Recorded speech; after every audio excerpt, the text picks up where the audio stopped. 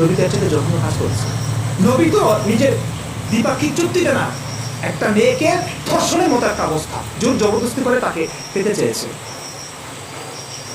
ইন্নাল হামদুলিল্লাহ ওয়াসসালাতু ওয়াসসালামু আলা সাইয়্যিদিল আমবিয়া ওয়াল মুরসালিন, আম্মা বাদ।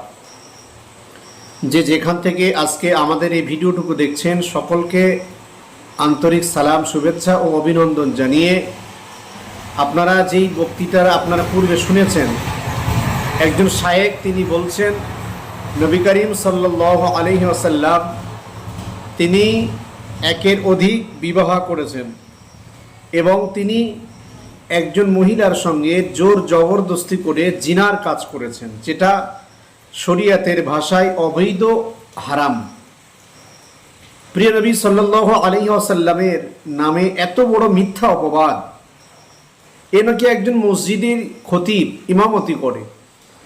কি জ্ঞান সঞ্চয় করেছে আমার মাথায় আসে না।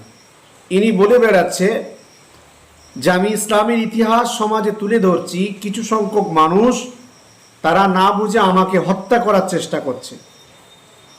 কি ইসলামের সত্য ইতিহাস? নবীজি 11টা অথবা 9টা বিয়ে করেছেন। নবীজি অধিক মহিলার সঙ্গে নাকি যৌন চাহিদা পূরণ করেছেন। নবীজি নাকি জেনা করেছেন। একজন মহিলার সঙ্গে নাকি নবীজি জোর জবরদস্তি করেছেন। নাউযুবিল্লাহি মিন যালিক। এই সমস্ত তথাকথিত কিছু ভণ্ড নাস্তিক বাংলাদেশে ছাড়া পৃথিবীর আর কোথাও এইরকম নাস্তিক আছে আমার জানা নেই। পৃথিবীর অন্য কোনো রাষ্ট্রে যদি একটা নাস্তিক থাকে, বাংলাদেশে 100টা আছে। বড় দুঃখ, আফসোস। যেখানে বড় বড় মুহাদ্দিস, মুফাসসির, বড় বড় আলেম ওলামা যেখানে আছে, সেখানে এই সমস্ত নাস্তিকগুলো থাকে কি করে? বড় কষ্ট হয় যখন নবীজির নামে কি উল্টোপাল্টা কথা বলে। তুমি নাকি মাদ্রাসায় পড়েছো, হাদিস পড়েছো, ফিকহ পড়েছো, তুমি নাকি কিতাব পড়েছো, তা তোমার মুখের ভাষা এরকম হবে কেন? নবীজি জেনা করেছে, নবীজি জোর জবরদস্তি করেছে।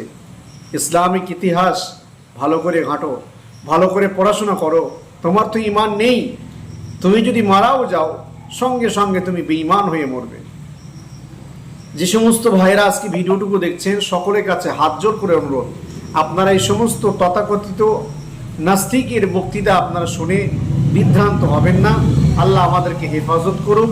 আল্লাহ আমাদের এই সমস্ত নাস্তিক থেকে ঈমান বাঁচানোর তৌফিক দান করুক।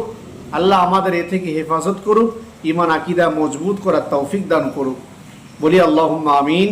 আজকে ভিডিও এটুকু। আসসালামু আলাইকুম ওয়া রাহমাতুল্লাহি ওয়া বারাকাতুহু।